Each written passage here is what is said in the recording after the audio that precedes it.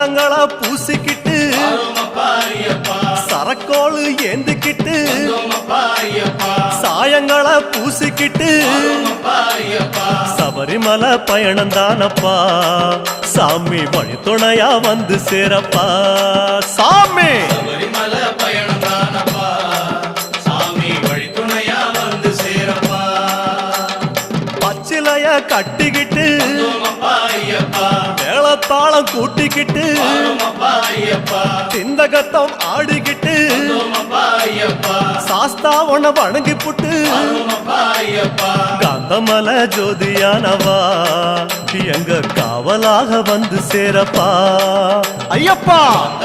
ஜோதியானவா எங்க காவலாக வந்து சேரப்பா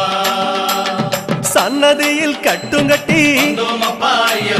சபரிமலை காடு தேடி